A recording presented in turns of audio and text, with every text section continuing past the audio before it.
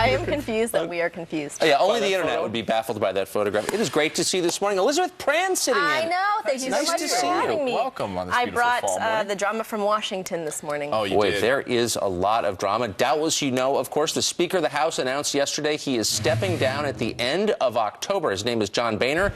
He's been there for about 5 years. This was not entirely unexpected, but the timing was a little earlier than most thought. Here's part of the reaction to this announcement from Republican candidates running for president at the Valued Voters Summit yesterday. Watch. Just a few minutes ago, Speaker Boehner announced that he will be resigning.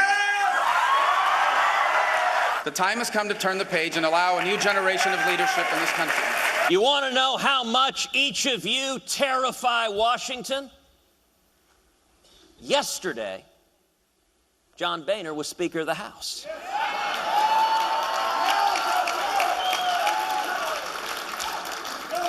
You all come to town, and somehow that changes. John Boehner has a private meeting yesterday with Pope Francis.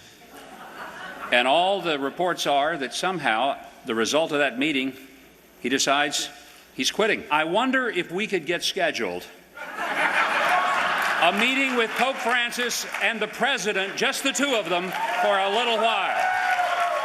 Wow, listen to those crowds. Huckabee is hilarious, Yeah. I gotta say. They're fired up. But they're fired up and excited that he's leaving. But look, there's been a large criticism against Speaker Boehner over his tenure, the inability, the going against Obamacare, but then not having anything put forth by his party to counter Obamacare, not being able to rein in Washington or the Democrats, but at the same time also having to sort of placate the far right side of his party. It's going to be a difficult slog, though, for the next speaker, whoever that ends up being. Yeah, and there's actually a list of candidates. We know Republican Kevin McCarthy from California, Representative Hensarling from Texas, Representative Roscom, and then Representative Tom Price. It's a thankless job, though. No, and I think it's interesting because, there were rumors and reports that he may be voted off the speakership. Right. So perhaps is this an effort for him to avert any type of embarrassment? Like you said, he has been serving for 5 years, but he's been serving for 13 sessions. I mean, he's... Oh, for sure. No, he's been in Washington for 25 years. I mean, and there was going to be a vote. It was going to be ceremonial. He was not going to be expelled from the chamber by his own conference. But there was a lot of grumbling about him. And, the truth is, the big issues they got through this year, including the doc fix for Medicare, were not things that Republicans actually ran on in the last cycle. So, in other words, if you're a Republican voter, you gave all this money all this time, you think they're going to do X, Y, and Z, and they don't do any of it, you're obviously frustrated. On the other hand, again, the conference is divided. It's a tough job.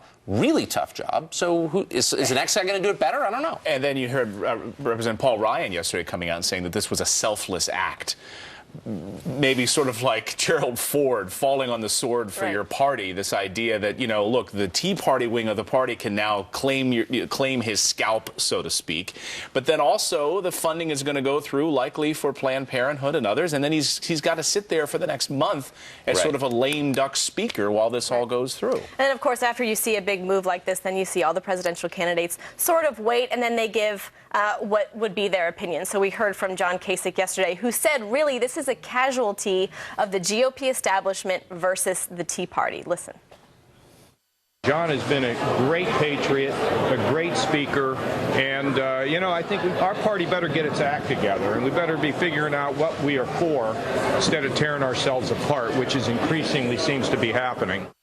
So I always feel scolded every time I hear John Kasich talk. I gotta say, for some reason. Well, and he also saying, you don't want to be torn apart right before an election year. So, but he's also speaking from a place of bipartisanship, as Kasich, right? I mean, he was there in Washington at a time when they were able to get a bipartisan budget approval through, and we're sitting in this time right now where they can't get anything done. Well, see, this is the core problem. I think this poll we're about to put up kind of shows you why it is so hard to govern the Republican conference in the House. This is a poll of primary voters, Democrats and Republicans. Do you feel betrayed by politicians from your own party? 40% of Democrats say yes. 62% of Republicans do. Now, if you're wondering why the top 3 Republicans in this presidential race have never held office, any of them, this poll may kind of explain it. And here's some of the anger, too. Another poll we'll put up. Have the GOP majorities done all they could do to block Obama's agenda? 30% said yes, no, 66%. So What do you think this morning? Let us know. You can go to our Facebook page. Who would you like to see replace John Boehner? You can go to our Facebook page and weigh in. And what do you think about those polls? And we're going to have some great guests coming up, by the way. A bunch of members of Congress on the set with us this morning explaining what is actually going to happen. So stay tuned for that.